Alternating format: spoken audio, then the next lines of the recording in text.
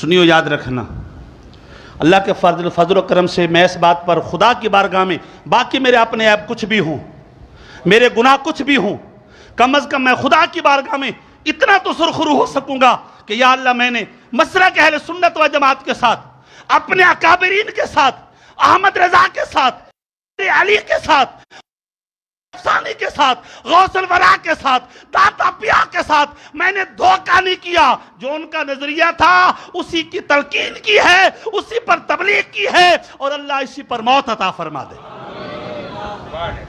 دھوکہ نہیں کیا ہم نے۔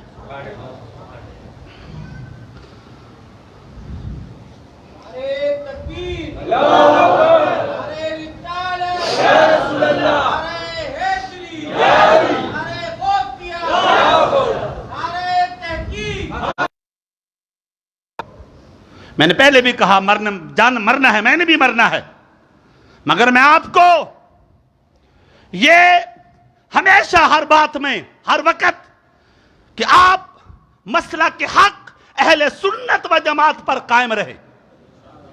خدا کی قسم، جس طرح سورج کی روشنی جب چمکتی ہے اس کا کوئی انکار نہیں کرتا، قیامت تک مسلک حق اہل سنت و جماعت کی نہ صداقت کا انکار کیا جا سکتا ہے، نہ ٹھکرایا جا سکتا۔ سبحان اللہ۔ اس مسلک میں کوئی شک نہیں ہے، کوئی ڈاؤٹ نہیں ہے، کوئی ڈاؤٹ، کوئی شک نہیں ہے۔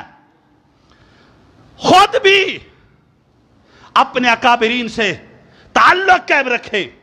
ہم مریں تو خارجی ہو کر کے نہ مریں، ہم مریں تو رافضی ہو کر کے نہ مریں، ہم مریں تو ناصبی ہو کر کے نہ مریں، ہم مریں تو تفضیلی ہو کر کے نہ مریں۔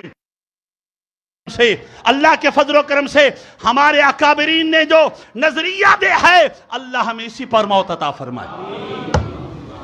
یا اللہ تو گواہ رہنا، یا تو گواہ رہنا۔